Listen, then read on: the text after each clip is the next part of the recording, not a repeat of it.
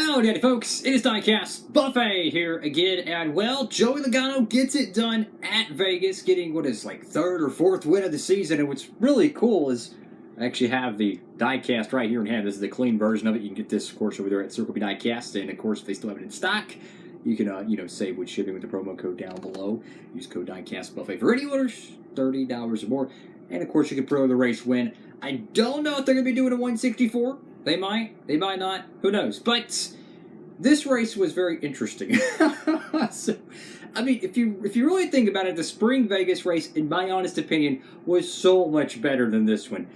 I don't know if the drivers, like the race cars, maybe they're just more easier to drive. Maybe they're scared about what's happened at Texas and, what happened to Kurt Busch and all that stuff. Maybe these cars are just easy, like maybe they're giving them more grip than normal, sacrificing some speed because they don't want to take a chance. Or maybe just the cars are just being caught up so much that we're not seeing as much attrition.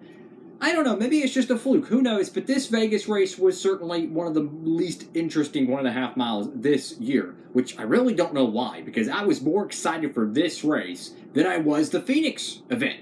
That's literally, like, the 1.5 mile racing is so much better than in years past.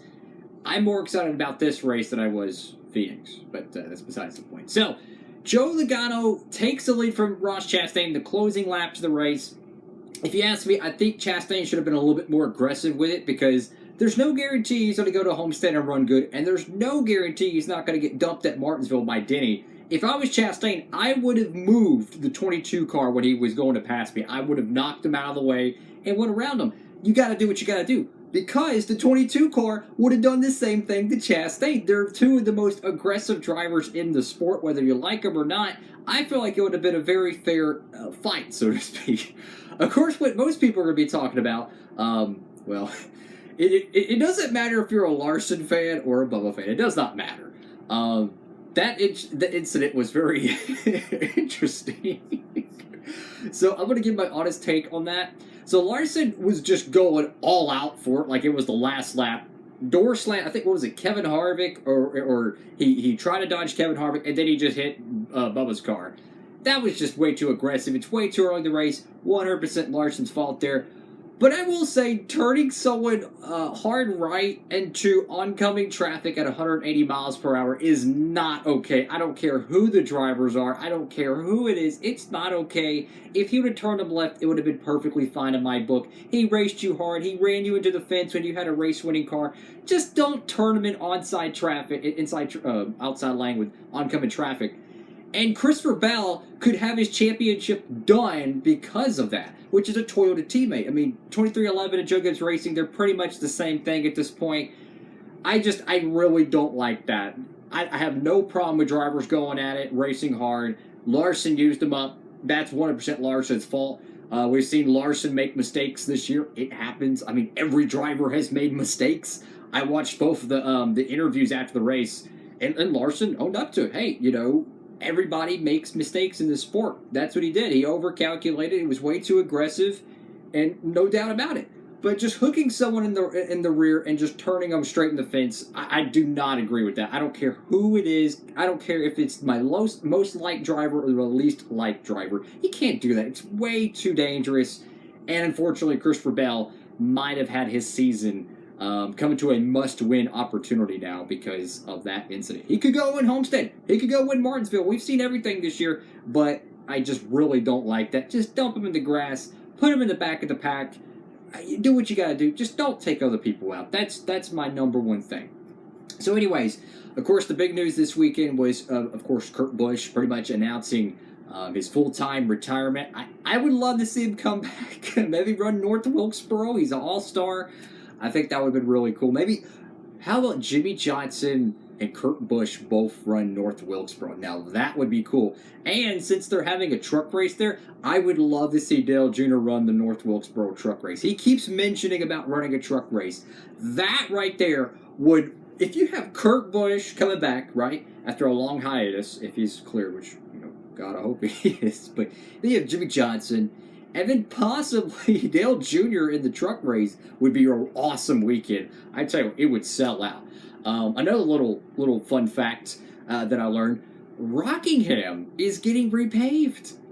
Like, this is amazing. I hope this is a sign of things to come, because if they could get Rockingham back on the Cup Series schedule in the coming years, that is my favorite short track. It is incredible. I hope that leads to some good things. But going back to the race here, and you look about the playoff situation, Logano's already in the Final Four, so Penske's already got their bullet. You know they're going to do everything they can to get Blaney in. We got Homestead coming up. You got Martinsville coming up. Is there any bad blood between, the 1 car and the 11, or the 45 and the 5 car? Who knows? I mean, everybody's been upset even Chase Elliott was upset at Larson at this point. So it's just par for the course. Chase Elliott, oh boy, what a horrible, horrible race.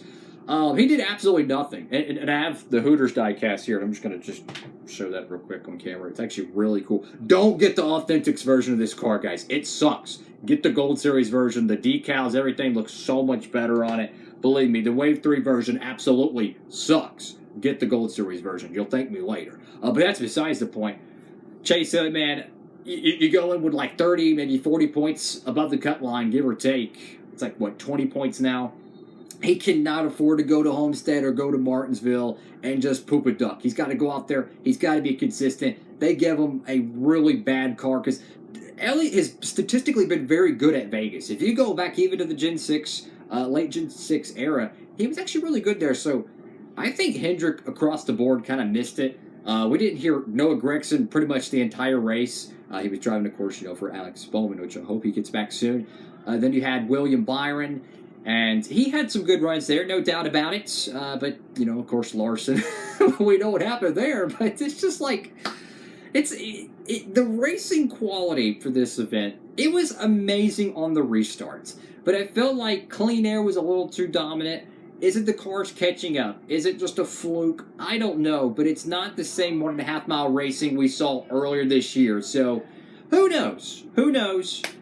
But it was absolutely a fun event. There's definitely a lot of drama in the sport right now, and for Logano, he don't got to worry about that now. He's moving on, so he's just like tearing up everybody. Who cares? But anyways, I was hoping Chastain would have won. I thought that would have been really cool because he ran so good there in the spring. In the 1 car, he almost won that race. I mean, he was so good back when Trackhouse was like the dominant Chevrolet team. But no doubt about it, the 22 camp going to be moving forward. So that's all for now. What do y'all think about the whole the crash between the 5 and the 45? I mean, to see both of them, like, Larson was standing there and Bubba walked up and he kept jabbing. I love seeing confrontation between the drivers, man. Look, I think it's funny. It's like they're going to say, oh, we want to penalize them or not suspend, but fine them because we don't want to see that. Yet their ratings go up like 30% probably for the next event. It's like there's some fans, believe it or not, you probably know this. There's fans out there that literally watch for incidents like this. They just want to see 2 drivers go at it. Hey, man, it's great for the sport to see drivers going at it. I love to see it. Hey, man, just don't turn them into oncoming traffic. Handle it in the garage area. Y'all can put up a boxing ring. I would not mind. I think it'd be funny. But anyways, thank you all again for watching.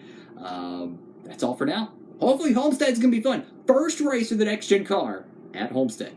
That is going to be fun. Have a great one, everybody. Make sure to like, comment, and subscribe. Diecast Buffet.